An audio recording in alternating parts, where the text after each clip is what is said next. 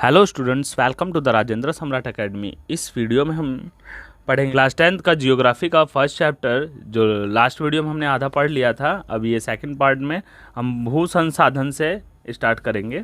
ठीक, यहाँ तक हमने कवर कर लिया था। यहाँ से हम जो कि आगे वीडियो स्टार्ट करते हैं। तो लेट्स स्टार्ट द वीडियो। भू संसाधन आपकी हेडिंग है। हम भूमि पर रहते हैं, इस प्रकार अनेकों आर्थिक क्रियाकलाप करते हैं और विभिन्न रूपों में इसका उपयोग करते हैं, अतः भूमि एक बहुत महत्वपूर्ण प्राकृतिक संसाधन है। अब हम ज़मीन पे ही रहते हैं, ज़मीन पे ही हमारा रहना है, सारे क्रियाकलाप करना है, तो इसलिए हमारे लिए सबसे महत्वपूर्ण क्या हो गया? ज़मीन हो गई। ज़मीन हमारे लिए क्या है कि बहुत ही महत्वपूर्ण संसाधन हो गया। और ज़मीन क्या है? जो कि प्राकृतिक की देन है। प्राकृतिक वनस्पति, वन जीवन, मानव जीवन, आर्थिक क्रियाएं, परिवहन तथा संचार व्यवस्थाएं भूमि पर ही आधारित हैं। अभी जितनी क्रियाकलाप हैं ये सारी चीज़ें, जैसे जंगल हो गया, वन्य जीवन हो गया, या मनुष्य का जीवन हो गया, या आर्थिक क्रियाएं हो गई, या गाड़ी चलना है, और संचार व्यवस्थाएं जो भूमि पर ही आधारित हैं। परंतु भूमि एक सीमित संसाधन है। और भूमि क्या है? एक सीमित संसाधन है। इसलिए उपलब्ध भूमि का विभिन्न उद्देश्यों के लिए उपयोग सावधानी और योजनाबद्ध तरीके से होना चाहिए। भूमि है एक लिमिटेड ही है। और उसके बाद क्या है कि जैसे कि हम अगर पूरे अर्थ पे देखें तो लगभग 70% से ज़्यादा पानी है, और 25% के आसपास क्या है? ज़मीन है, जहाँ तक पूरा है। अब 25% पे पूरी जनसंख्या बसी हुई है। इसमें क्या, अगर हमें जो ज़मीन होती है, धीरे धीरे खेती की ज़मीन कम होती जा रही है, ये सब देखते हो। आज एक में रहते, कल अलग होते होते बंटवारा करते करते क्या आता है, पूरा घर बनाने में ही पूरी खेती बाड़ी ख़त्म कर देते। तो अपने कुछ ज़रूरी काम के लिए ही यूज़ की जाए फालतू, ताकि ज़मीन का हम नुकसान ना करें। जिससे क्या है कि आजकल खेती कम होती जा रही है और खाने पीने की समस्या में भी कमी आती है।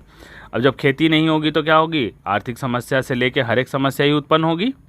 तो इसीलिए कहा जाता है कि भूमि का उपयोग अलग, मतलब एक लिमिट में करो, ज़्यादा नुकसान ना हो। फालतू की ज़मीन, जंगल जैसे काट दिए जाते हैं, खेती का ख़राब करके उसमें घर बना लिए जाते हैं। तो जितना लिमिटेड हो सके कम जगह में ही अपना यूज़ करो, बाकी खेती के लिए छोड़ दो और यूजेस के लिए ज़मीन छोड़ दो, क्योंकि जब एक बार ख़राब हो जाती है तो फिर दोबारा सही होती नहीं है। फिर भारत में भूमि पर विभिन्न प्रकार की भू आकृतियाँ, जैसे पर्वत, पठार, मैदान और द्वीप पाए जाते हैं। उसके अलावा इस प्रकार तो मनुष्य ज़मीन खराब करता ही करता है, लेकिन हर जगह जो ज़मीन भी है तो हर जगह खेती संभव नहीं है। हर जगह क्या है कि इंसान रह नहीं सकता। जैसे कहीं पहाड़ है, कहीं पठार है। मैदानी क्षेत्र में इंसान ज़्यादा रहते हैं, पठारों पे उतना नहीं जीवन सही से हो पाता, और उसके बाद पहाड़ों पे भी रह ही रहे हैं लोग, लेकिन उस प्रकार की खेती नहीं हो पाती जिस प्रकार की मैदानी क्षेत्रों में होती है। लगभग 43% भू क्षेत्र मैदान है, जो कृषि और उद्योग के विकास के लिए सुविधाजनक है। जो अब मैदानी क्षेत्र जहाँ पे वो 43% है, और यही क्या है? रहने के लिए, कृषि करने के लिए और उद्योग के लिए सुविधाजनक है। पर्वत पूरे भू क्षेत्र के 30% भाग पर विस्तृत है। अब 30% हिस्से में क्या है? पहाड़ है। उसके बाद पर्यटन विकास के लिए अनुकूल परिस्थितियां प्रदान करता है। अब ये जो पहाड़ है, यहाँ पे क्या है कि एक नेचुरल, मतलब कहते हैं कि सीनरी देखें, वहाँ के जो सीन्स होते हैं, प्राकृतिक दृश्य देखने के लिए वहाँ ज़्यादातर यहाँ पे सब पर्यटन के लिए ही आया करते हैं। और पारिस्थितिक के लिए महत्वपूर्ण है। देश के क्षेत्रफल का लगभग 27% हिस्सा पठारी क्षेत्र है। इस क्षेत्र में खनिज, जीवाश्म ईंधन और वनों का अपार संचय कोष है। पठारी क्षेत्र में क्या है? जीवाश्म है और वनों का अपार संचय कोष है। अब यहाँ पे देखो, आपको पाई चार्ट में दिखा दिया गया है कि मैदान कितने हैं। यहाँ मैदान दिखा दिया गया है। मैदानी क्षेत्र जो 43% है, पर्वत क्षेत्र ये 30% है, पठारी क्षेत्र 27% है। डायग्राम को भी देख सकते हैं अच्छे से। चलते हैं, यहाँ पे भी फिर दिया गया है, चार्ट दिया गया है, तो इसको समझ लेना। देखो यहाँ पे कलर वाइज जो दिया जाता है, ये इनके कोड के हिसाब से इन्हें पहले चार्ट में कभी भी इंस्ट्रक्शंस जो दी जाती हैं वो पढ़ना चाहिए। मैप हो चाहे कुछ भी हो, तो उससे हमें क्लियर हो जाता है कि ये जो कलर इतने सारे हैं वो कौन कौन से चीज़ों को प्रेजेंट कर रहे हैं। तो यहाँ सभी चीज़ को देख सकते हो। वन है, बंजर तथा कृषि अयोग्य भूमि है, गैर कृषि प्रयोजनों के अंतर्गत क्षेत्र हैं, स्थायी चारागाहों तथा अन्य गोचर भूमियां हैं, विविध वृक्ष फसलों तथा उपवनों के अंतर्गत क्षेत्र हैं। आगे आते हैं। अगली हेडिंग हमारी है भू उपयोग। भू संसाधनों का उपयोग निम्नलिखित उद्देश्य से किया जाता है, जैसे वन के, दूसरा है कृषि के लिए अनुपलब्ध भूमि, बंजर तथा कृषि अयोग्य भूमि, गैर कृषि प्रयोजनों में लगाई गई भूमि जैसे इमारतें, सड़क, उद्योग इत्यादि। अब जो गैर कृषि में है, बिल्डिंग्स बना ली और सड़क बना दिए, कंपनियां डाल दी, फैक्ट्रीज वगैरह डाल दिए, तो ये सब क्या है कि ये गैर कृषि में आ जाते हैं। प्रति भूमि के अतिरिक्त अन्य कृषि अयोग्य भूमि, प्रति के अलावा भी और भी ऐसी ज़मीनें हैं जो कृषि लायक नहीं हैं। स्थायी चारागाह, अन्य गोचर भूमि। स्थायी चारागाह मतलब ये होता है कि वहाँ गाय भैंस चरने के लिए एकदम परती छोड़ दिया जाता है, वहाँ पे हमेशा जैसे कि खाली वो घास वहाँ सूखती रहती हैं और उन्हीं चारागाह के रूप में वो खाली पड़ी रहती है। विविध वृक्ष फसलों तथा उपवनों के अधीन भूमि जो शुद्ध बोए गए क्षेत्र में शामिल नहीं है। कृषि योग्य बंजर भूमि, जहां 5 से अधिक वर्षों से खेती ना की गई हो। 5 से ज़्यादा सालों तक अगर भूमि में खेती ना की गई हो तो उसे हम बंजर में घोषित कर दिया जाता था। और प्रतिभूमि, वर्तमान प्रतिभूमि, जहां एक कृषि वर्ष या उससे कम समय से खेती ना की गई हो। तो वर्तमान में जो प्रति खेती मतलब प्रति वो होती है जहाँ पे एक साल बोई नहीं गई हो, एक फसल हमने बो दिया उसके बाद खाली छोड़ दिया, उसे हम प्रति भूमि कहते हैं। बंजर वो होती है जहाँ पे मतलब कई सालों से खेती ना हो रही हो, फसल उगी नहीं रही हो, वो बंजर में गिनती हो जाती है। वर्तमान प्रति भूमि के अतिरिक्त अन्य प्रति भूमि या पुरातन प्रति, जहाँ 1 से 5 कृषि वर्षों से खेती ना की गई हो। शुद्ध बोया गया क्षेत्र, एक कृषि वर्ष में एक बार से अधिक बोए गए क्षेत्र को शुद्ध बोए गए क्षेत्रों में जोड़ दिया जाएगा तो वह सकल कृषि क्षेत्र कहलाता है। मतलब जैसे कि शुद्ध मतलब बराबर जिस पे खेती हो रही हो, एक फसल काट ली, गेहूं काट लिया तो धान बो दिया, फिर मतलब खाली ना हो, सीजन में बोया जाता हो। भारत में भू उपयोग प्रारूप। भू उपयोग को निर्धारित करने वाले तत्वों में भौतिक कारक जैसे भू आकृतिक, जलवायु और मृदा के प्रकार तथा मानवीय कारक जैसे जनसंख्या घनत्व, प्रौद्योगिकी क्षमता, संस्कृति और परंपराएं इत्यादि शामिल हैं। अब ये जो प्रारूप है ये कैसे कैसे है, देखो।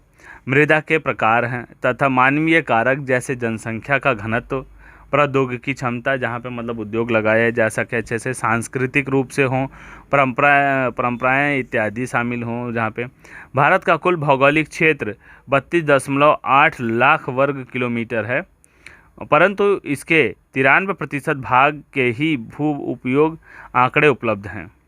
इसको अंडरलाइन कर लो। भारत में कुल जो कि 32.8 लाख वर्ग किलोमीटर ज़मीन है, लेकिन उसमें 93% भाग का ही क्या उपयोग आंकड़े में है, बाकी 7% का तो पता ही नहीं है कि उपयोग में है कि नहीं है। क्योंकि पूर्वोत्तर प्रांतों में असम को छोड़कर अन्य प्रांतों के सूचित क्षेत्र के बारे में जानकारी है। असम ऐसा क्षेत्र है जहाँ के बारे में पूरी जानकारी नहीं है, उपलब्ध नहीं है। कि इसके अलावा जम्मू और कश्मीर में पाकिस्तान और चीन अधिकृत क्षेत्रों के भूमि उपयोग का सर्वेक्षण भी नहीं हुआ है। जो पाकिस्तान और चीन अधिकृत है भूमि है, उसमें क्या होगा, अभी तक सर्वे ही नहीं हुआ कि कितना बोया जाता है कितना नहीं बोया जाता है। स्थायी चारागाहों के अंतर्गत भी भूमि कम हुई है।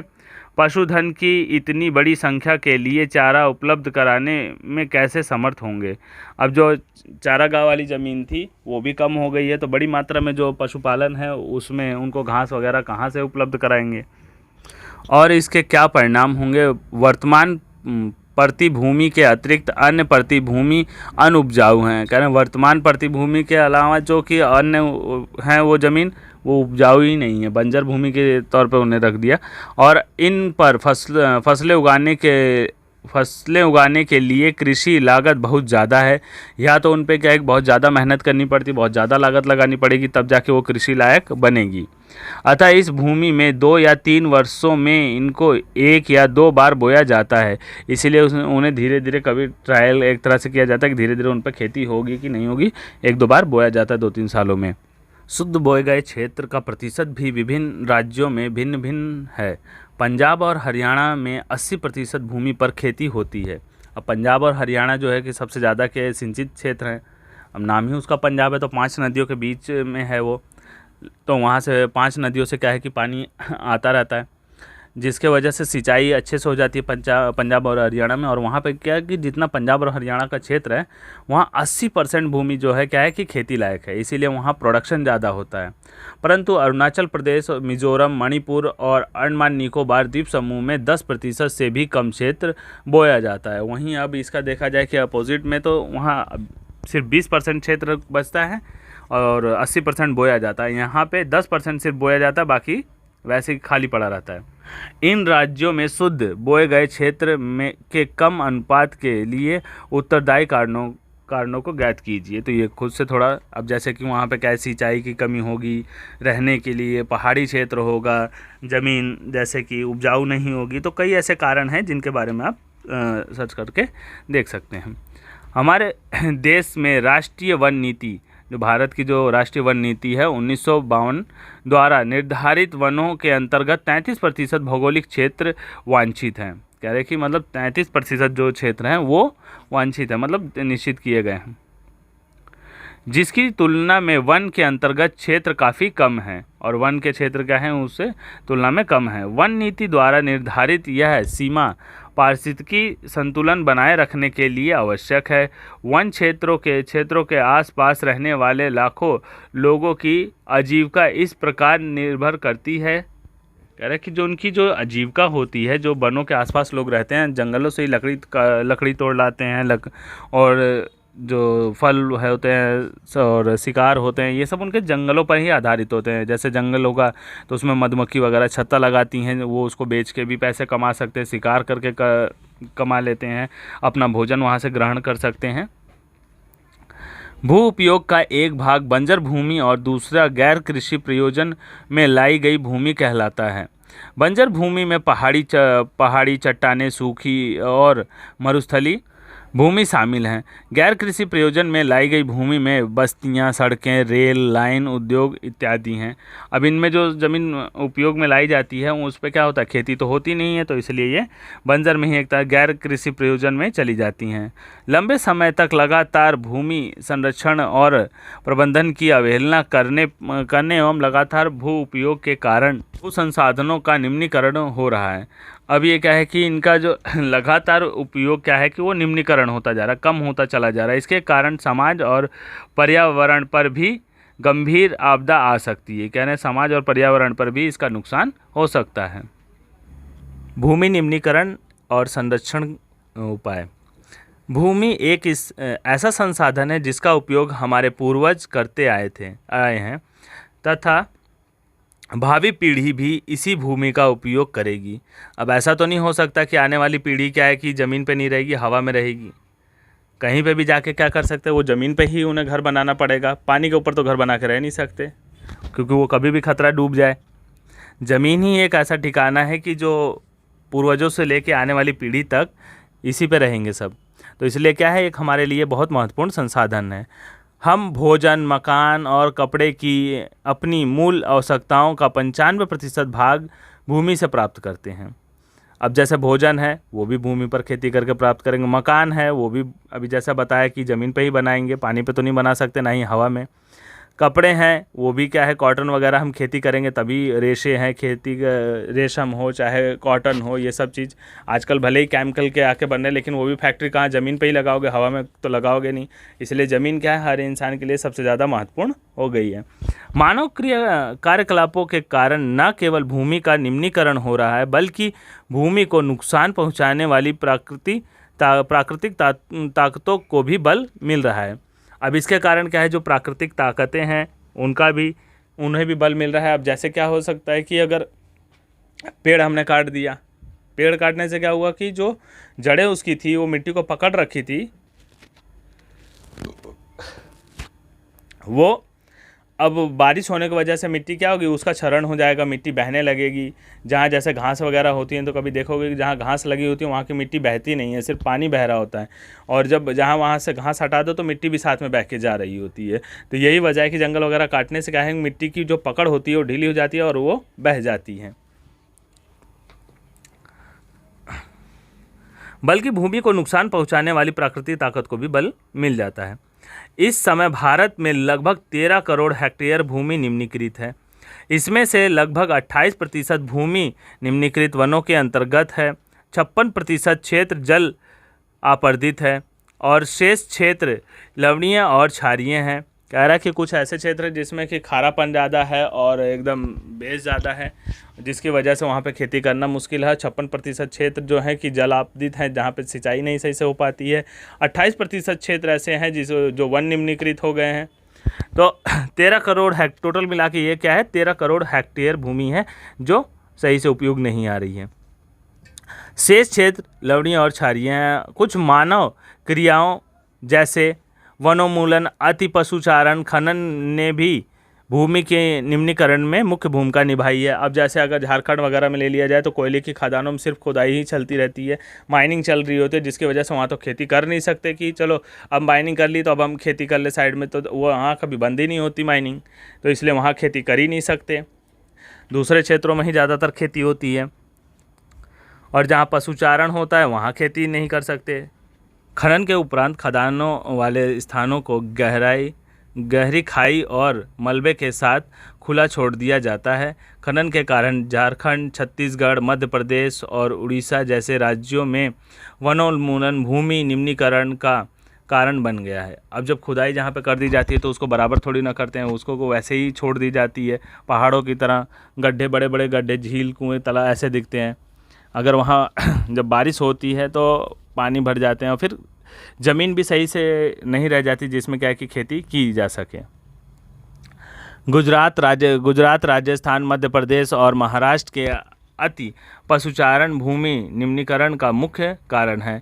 महाराष्ट्र वगैरह में क्या है कि राजस्थान, मध्य प्रदेश और महाराष्ट्र में ज़्यादा पशु जो चारण में यूज़ कर लेते हैं ज़मीन को, तो उसके वजह से वो निम्नीकरण में घोषित हो जाती है। पंजाब, हरियाणा और पश्चिमी उत्तर प्रदेश जैसे राज्यों में अधिक सिंचाई भूमि निम्नीकरण के लिए उत्तरदायी है। वहाँ पे अधिक सिंचाई हो जाती है जिसकी वजह से कि वहाँ पे भी सही से नहीं हो पाता। अति सिंचन से उत्पन्न जल क्रांता भी भूमि निम्नीकरण के कारण है। जैसे कि भूमि में नमी ज़्यादा हो जाएगी तो फसलें क्या होती है, नष्ट हो जाती हैं और अच्छा मतलब उसमें फसल उगाई नहीं जा सकती, जिसकी वजह से कि क्या है वो भी निम्नीकरण में चली जाती है, जिससे मृदा में लवणीयता और क्षारीयता बढ़ जाती है। खनिज प्रक्रिया जैसे सीमेंट उद्योग में चूना पत्थर को पीसना और मृदावर्तन उद्योग में चूने, खड़िया मृदा और सेल खड़ी के प्रयोग से बहुत अधिक मात्रा में वायुमंडल में धूल विसर्जित होती है।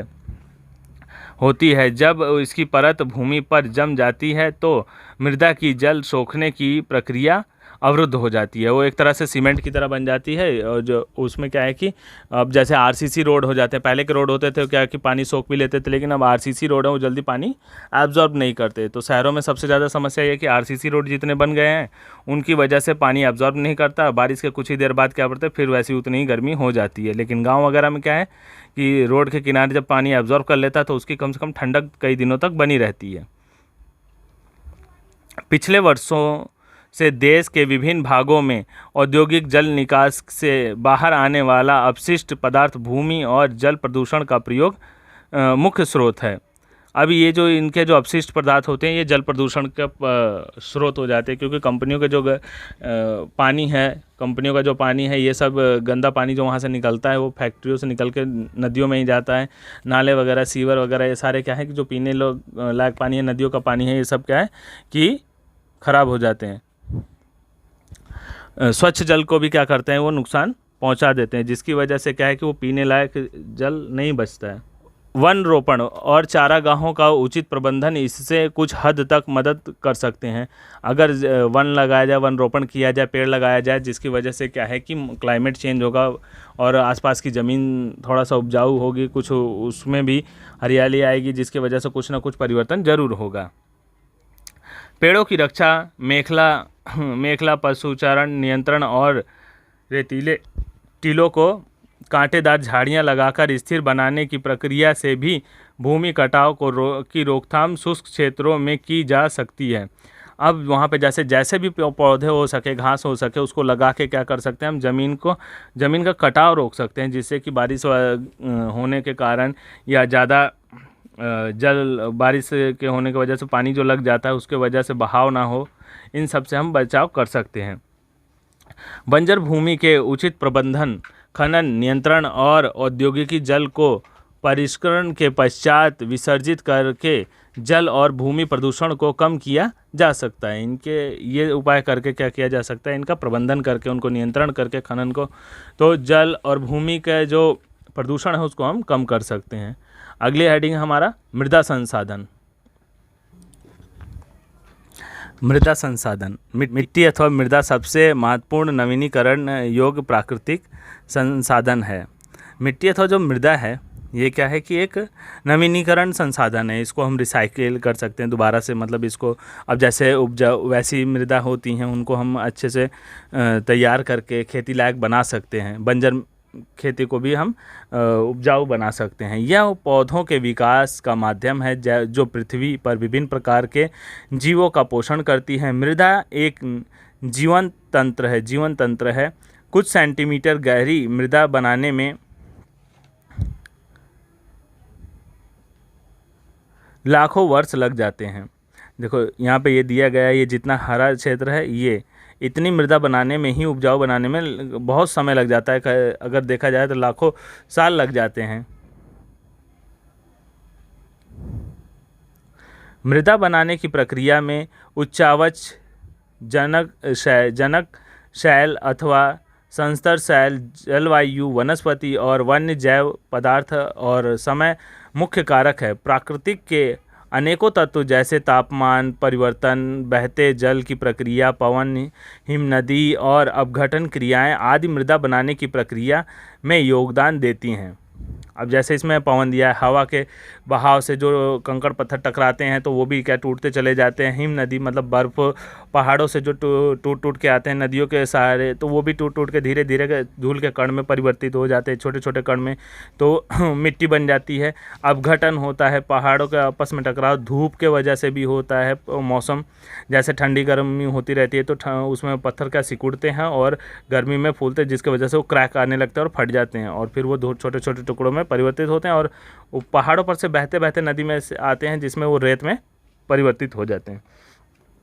मृदा बनने की प्रक्रिया को निर्धारित करने वाले तत्वों उनके रंग, गहराई, गठन, आयु, रासायनिक और भौतिक गुणों के का आधार पर भारत की मृदाओं के निम्नलिखित प्रकार हैं। अब कई आधारों पर अगर हम देखें तो भारत की जो मृदा है कई वर्गों में वर्गीकृत है। मृदाओं का वर्गीकरण, जैसे भारत में अनेक प्रकार के उच्चावच, भू आकृति, जलवायु और वनस्पति पाई जाती है। इस कारण अनेक प्रकार की मृदा विकसित होती है। अब इन सब के ही कारण क्या है कि अनेक तरह की मिट्टी भारत में पाई जाती है। जैसे पहली है जलोढ़ मृदा। यह मृदा विस्तृत रूप से फैली हुई है और यह देश की महत्वपूर्ण मृदा है। जलोढ़ मृदा क्या है, बहुत ही महत्वपूर्ण मृदा होती है। वास्तव में संपूर्ण उत्तरी मैदान जलोढ़ मृदा से बना हुआ है। जलोढ़ मृदा जो कि बहुत ज़्यादा उपजाऊ होने के कारण इसलिए बहुत महत्वपूर्ण मानी जाती है। यह मृदा हिमालय की 3 महत्वपूर्ण नदी तंत्रों सिंधु, गंगा और ब्रह्मपुत्र नदी द्वारा लाए गए निक्षेपों से बनी होती है। जो मृदा बहा के लाते हैं उन्हीं से ये बने होते हैं। जो बताया था अभी कि जैसे पहाड़ों पर से टूटती हैं, पहाड़ टूटते टकराते हैं, आपस में चट्टानें टूट के छोटे छोटे टुकड़ों में करते करते फिर रेत में परिवर्तित हो जाते हैं, वही ऊपर से बहती चली आती है। तो बहुत ज़्यादा मृदा अब कई क्षेत्रों से होते आती है, कितनी मिट्टी बहाती हैं और ये जो बहुत ज़्यादा उपजाऊ होती है, इन्हीं कारणों से कई क्षेत्रों से होके आती हैं। एक संकरे गलियारे के द्वारा ये मृदाएं राजस्थान और गुजरात तक फैली है। पूर्वी तटीय मैदान विशेषकर महानदी, गोदावरी, कृष्णा और कावेरी नदियों के डेल्टा भी जलोढ़ मृदा से बने हैं। इनके जो डेल्टा हैं ये सारे चीज़ क्या हैं, जलोढ़ मृदा से ही बने हुए हैं। जलोढ़ मृदा में रेत, सिल्ट और मृत्तिका के विभिन्न अनुपात पाए जाते हैं। जैसे हम नदी के मुहाने से घाटी में ऊपर की ओर जाते हैं। जैसे हम ऊपर की ओर बढ़ना, नदी के मुहाने से कह रहे हैं कि मतलब आखिरी पे जहाँ नदी खत्म, वहाँ से अगर हम ऊपर की ओर बढ़ेंगे तो यही हमें मिलेगी। मृदा के कणों का आकार बढ़ता है। जैसे जैसे ऊपर चले जाते हैं मृदा के कणों का आकार बढ़ता है। इसको अंडरलाइन कर लेना, क्या क्या पाया जाता है जलोढ़ मृदा में। अब यहाँ पे देखो, पहले यहाँ इंस्ट्रक्शन देख लो। जो ग्रीन वाला दे रखा है वो पर्वत और वन है, और ये ऐसे प्लेन में दे रखा है। जलोढ़ मृदा है, लाल और पीली मिट्टी है, काली मिट्टी है, लेटराइट और शुष्क मिट्टी है। तो ग्रीन देख रहे हो, यहाँ से लेके यहाँ तक सारा ग्रीन है, ये लाइट ग्रीन वाला जो है, और ये सब क्या है, जलोढ़ मृदा है। बाकी ये पर्वत क्षेत्र है, और ये लाल मिट्टी है जहाँ पे छत्तीसगढ़ है। ये सारा चीज़ जहाँ पे कहा जाता है कि यहाँ की मिट्टी लाल है, और वो सब कहते हैं कि मतलब महाभारत के कारण इतनी लाल हो रखी है, लेकिन वहाँ पे क्या है कि मिट्टी वहाँ की लाल है।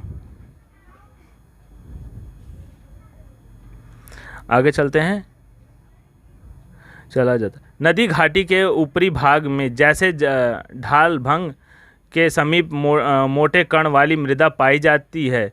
ऐसी मृदाएं पर्वतों की तलहटी पर बने मैदान जैसे द्वार क्षेत्र और तराई में आमतौर पर पाए जाते हैं। अब ये जैसे हरिद्वार हो गया और सारे द्वार हो गए ना, ऐसे क्षेत्रों में ये पाई जाती हैं मृदाएं।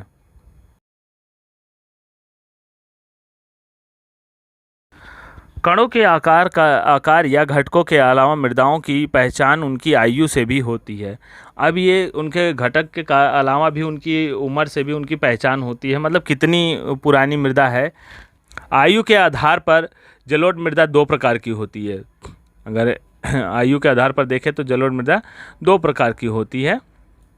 ये भी इम्पोर्टेंट है, यहाँ पे अंडरलाइन कर लेना। पहले से ही पढ़ते चले आ रहे हैं क्लास 8-7 से ही, तो देख लेना इधर। पहली है पुराना जलोढ़, जिसको हम बांगर बोलते हैं, और नया जलोढ़ खादर। बांगर मृदा में कंकर ग्रंथियों की मात्रा ज़्यादा होती है, और खादर में बांगर मृदा की तुलना में ज़्यादा महीन कण पाए जाते हैं। मतलब इसमें पतले महीन कण मिलते हैं, और उसमें जो बांगर है उसमें क्या है, मोटे कण पाए जाते हैं। जलोढ़ मृदाएं बहुत उपजाऊ होती हैं। अधिकृत जलोढ़ मृदा पोटास, जो इनको गन्ने, चावल, गेहूं और अन्य अनाजों, दलहन फसलों की खेती के लिए उपयुक्त होती है। तो इसे भी अंडरलाइन कर लेना। यहाँ पे जलोढ़ मृदा में ज़्यादातर ये फसलें उगाई जाती हैं। अधिक उपजाऊपन के कारण जलोढ़ मृदा वाले क्षेत्र में गहन कृषि की जाती है। ज़्यादा उपजाऊ क्षेत्र है तो इसीलिए वहाँ पे भी अच्छी खेती की जाती है, बल्कि गहन कृषि की जा सकती है। और यहाँ जनसंख्या घनत्व भी ज़्यादा है। अब जहाँ वहाँ खेती ज़्यादा होगी तो वहाँ क्या लोग भी ज़्यादा बसेंगे। सूखे क्षेत्रों में मृदा अधिक क्षारीय होती है। इन मृदाओं का सही उपचार और सिंचाई करके इनकी पैदावार बढ़ाई जा सकती है। अब उनकी सिंचाई टाइम पे करके और देख रेख करके क्या उनमें ग्रोथ लेवल बढ़ाया जा सकता है। नेक्स्ट हेडिंग है काली मृदा। इन मृदाओं का रंग काला है और इन्हें रैगर मृदा भी कहा जाता है। काली मृदा को रैगर मृदा भी कहा जाता है। काली मृदा कपास की खेती के लिए उचित समझी जाती है। जो काली मिट्टी होती है वो वहाँ पे कपास की खेती अच्छी होती है, ज़्यादा उपजाऊ होती है काली मिट्टी, और काली कपास मृदा के नाम से भी जाना जाता है। इसको अंडरलाइन कर लेते हैं, हाईलाइट।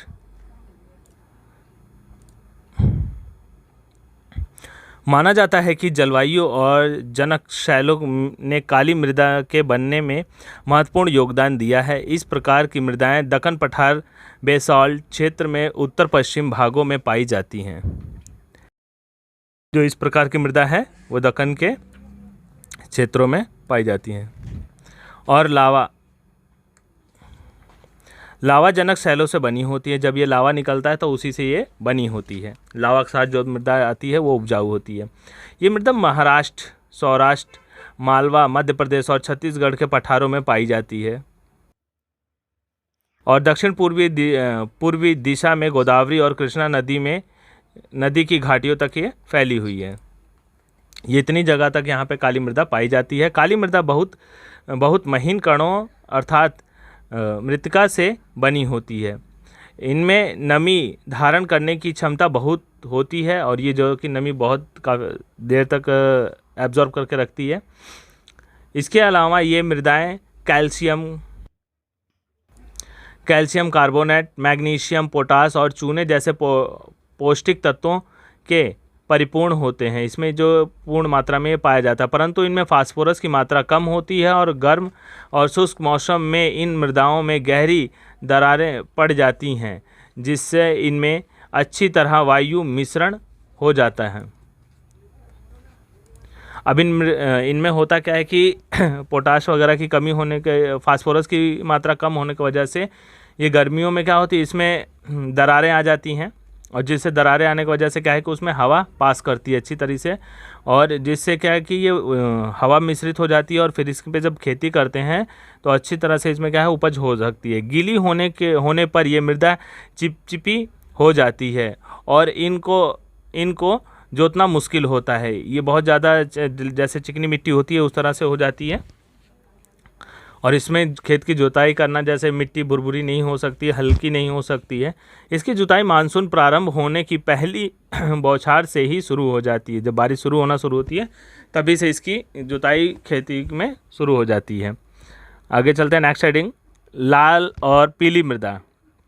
लाल मृदा दक्कन पठार के पूर्वी और दक्षिणी हिस्सों में रावेदार आग्नेय चट्टानों पर कम वर्षा वाले भागों में विकसित हुई है।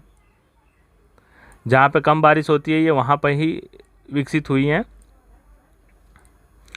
लाल और पीली मृदाएं उड़ीसा, छत्तीसगढ़, मध्य गंगा मैदान के दक्षिणी छोर पर और पश्चिमी घाट में पहाड़ी पद पर पाई जाती हैं। ये देखो कहाँ कहाँ पाई जाती है, इसको भी अंडरलाइन या हाईलाइट कर लेना।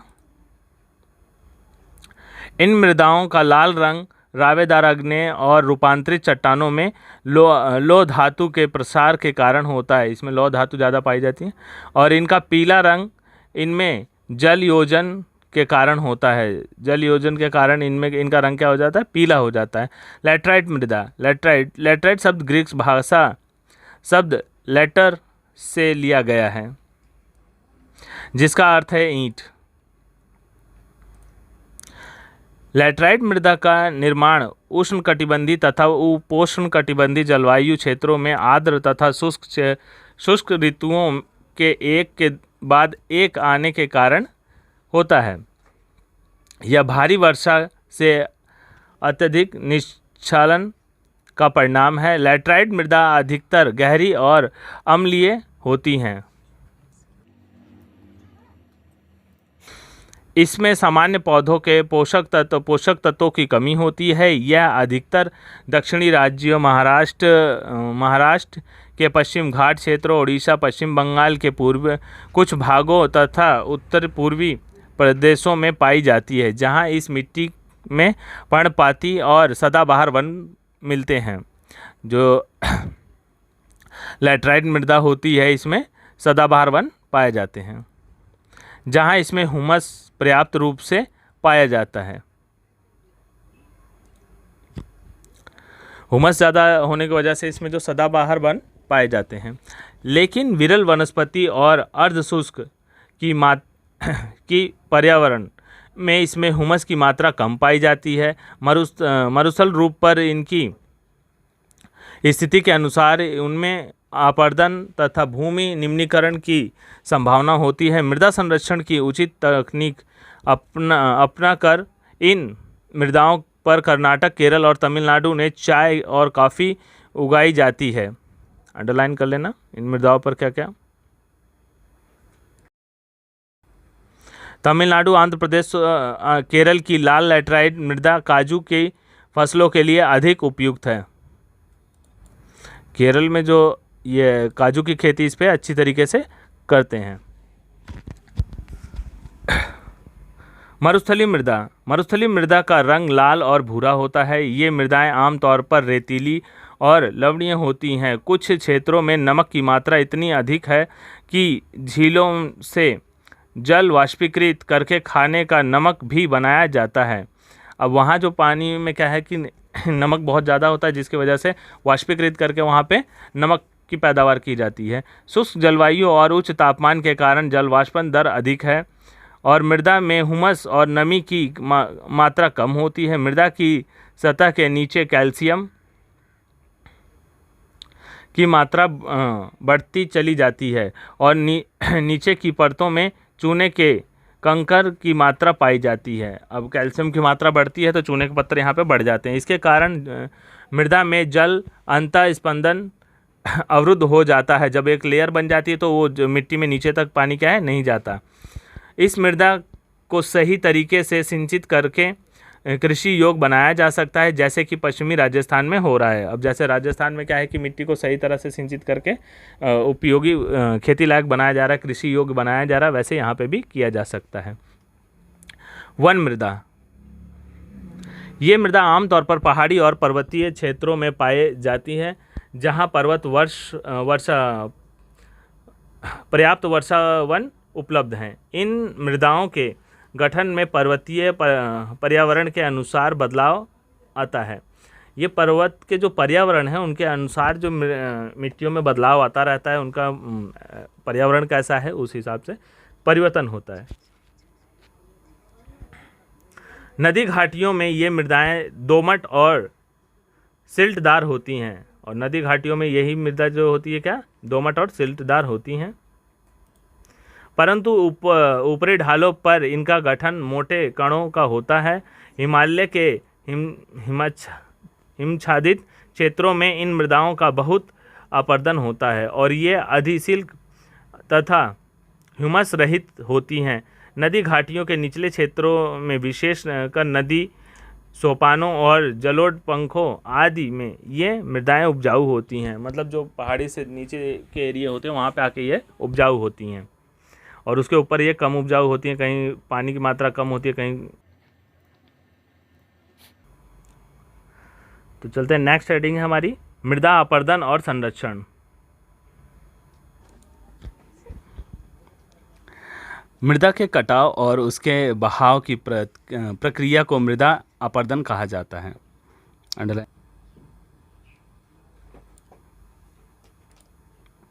मृदा के बनने और अपर्दन की क्रिया आमतौर पर साथ साथ चलती है और दोनों में संतुलन होता है, परंतु मानवीय क्रियाओं जैसे वनोन्मूलन, अति पशुचारण, निर्माण और खनन आदि इत्यादि से कई बार यह संतुलन भंग हो जाता है तथा प्राकृतिक तत्व जैसे पवन, हिमनदी और जल मृदा अपर्दन करते हैं। बहता जल मृतिका युक्त मृदाओं को काटते हुए गहरी वाहिका बनाता है, जिन्हें अवनलिकाएं कहा जाता है। ऐसी भूमि जोतने योग्य नहीं रहती और इसे उत्खनन भूमि कहा जाता है। जो भूमि जोतने योग्य नहीं रहती उन्हें उत्खनन कहा जाता है। चंबल बेसिन में ऐसी भूमि को खड भूमि कहा जाता है। चंबल में इसे खड कहा जाता है। ऐसी कई बार जल विस्तृत क्षेत्र को ढके हुए ढाल के साथ नीचे की ओर बहता है। ऐसी स्थिति में इस क्षेत्र की ऊपरी मृदा घुलकर जल के साथ बह जाती है। इसे चादर अपर्दन कहते हैं। अब ये क्या होता है कि मिट्टी में बहाव करते करते ये मिट्टी के नीचे से इसका जो बहाव होता है काफ़ी नीचे चला जाता है, जिसके वजह से क्या होता है इसे एक चादर की तरह, जैसे ऊपर से मिट्टी रहेगी और नीचे पानी का बहाव चलता रहता है, और ये उसकी जो उपजाऊपन होता है, उसका पोषण होता है, वो सारा चीज़ बह जाता है, उर्वरकता उसकी ख़त्म हो जाती है, जिसकी वजह से वहाँ खेती लायक ज़मीन नहीं रहती। इन्हें सीट इरोजन कहा जाता है। पवन के द्वारा मैदान अथवा ढालू क्षेत्र से मृदा को उड़ा ले जाने की प्रक्रिया को पवन अपर्दन कहा जाता है। कृषि के गलत तरीके से भी मृदा अपर्दन होता है। अगर सही ढंग से खेती ना की जाए तो उसमें भी मृदा अपर्दन होता है। गलत ढंग से हल चलाने, जैसे ढाल पर ऊपर से नीचे की ओर हल चलाने से वाहिकाएं बन जाती है। अब ऊपर से जैसे ऊंचाई से अगर नीचे लागो तो मिट्टी बहा के वो नीचे ले आता है, और वही एक रास्ता होता है बन जाता है। जैसे हल चलाने से नालियां बन जाती है और पानी बरसता है, उसी के सहारे क्या होता है नाली बन जाती है और वो पानी मिट्टियों को बहा के ले जाता है। जिसके अंदर से बहता पानी आसानी से मृदा का कटाव कर सकता है। धारी से बन जाती है और उसमें पानी बहता रहता है, धीरे धीरे कटाव बन जाता है। ढाल वाली भूमि पर सर्वोच्च रेखाओं के समांतर हल चलाने से ढाल के साथ जल बहाव की गति घटती है। इसे समोच्च जुताई कहा जाता है। ढाल वाली भूमि पर सोपान बनाए जा सकते हैं। ढाल वाली भूमि पर क्या है, सोपान बनाए जा सकते हैं। सोपान कृषि अपरदन को नियंत्रित करती है। पश्चिमी और मध्य हिमालय के सोपान अथवा सीढ़ीदार कृषि काफ़ी विकसित हैं। जैसे पानी का कटाव हो, जो मिट्टी को बहाव ना कर पाए, सीढ़ी नुमा खेती जैसे बन जाती है, तो उसमें क्या होता है कि जगह जगह घास वगैरह उस पर खेती की जाती है और स्टेप वाइज होती है और पानी आराम से उससे निकल जाता है। बड़े खेतों को पट्टियों में बांटा जाता है, मतलब छोटी छोटी क्यारियों में बांट दिया जाता है, छोटे छोटे टुकड़े में, और उसमें आराम से बो दिया जाता है, मेड़बंदी कर दी जाती है जिससे पानी आराम से उसी में रहे, बह के दूसरी जगह ना जाए। फसलों के बीच में घास की पट्टी उगाई जाती है। ये पवनों द्वारा जनित बल को कमज़ोर करता है। जब जहाँ देखा होगा कि खेत पार्क वगैरह में घासें होती हैं तो वहाँ की मिट्टी उड़ती नहीं है, क्योंकि मिट्टी को घास पकड़ के रखती है। इस तरीके की पट्टी कृषि कहते हैं, इसे पट्टी कृषि कहते हैं, स्ट्रिप फार्मिंग कहते हैं। पेड़ों को कतारों से लगाकर रक्षा, शेल्टर बेल्ट, मेखला बनाना भी पवनों की गति कम करता है। एक लाइन से अगर लगा दे तो उससे भी क्या है कि हवा रुकती है। इन रक्षक पट्टियों का पश्चिम भारत में रेत के टीलों के स्थायीकरण में महत्वपूर्ण योगदान रहा है। रेत के टीलों को रोकने के लिए इसमें बहुत ज़्यादा योगदान मिलता है। भारत के पर्यावरण की दशा। सुखोमजारी गांव और झाबुआ जिले ने यह कर दिखाया है कि भूमि निम्नीकरण प्रक्रिया को पलटा जा सकता है। सुखोमाजरी में वृक्ष घनत्व 1976 में 13% हेक्टेयर था, जो 1992 में बढ़कर 1272 प्रति हेक्टेयर हो गया है। 1 हेक्टेयर में 13 पेड़ थे, लेकिन अब यहाँ प्रति हेक्टेयर 1272 पेड़ हो गए। पर्यावरण के पुनर्जनन से अधिक संसाधन उपलब्धता, कृषि और पशुपालन में सुधार के परिणाम स्वरूप आमदनी बढ़ती है और समाज में आर्थिक समृद्धि आती है। सुखोमाजारी में 1989 से 1984 के बीच में परिवार की औसत वार्षिक आमदनी 10,000 से 15,000 रुपये थी। पर्यावरण की पुनर्स्थापना के लिए लोगों द्वारा इसका प्रबंधन आवश्यक है। मध्य प्रदेश सरकार ने लोगों को स्वयं फैसला लेने का अधिकार दिया और वे प्रदेश की 29 लाख हेक्टेयर भूमि, भारत का लगभग 1% क्षेत्रफल को जल विभाजक प्रबंधन द्वारा हरा भरा बना रहे हैं। इसी के साथ ये चैप्टर ख़त्म होता है। Okay, thank you students.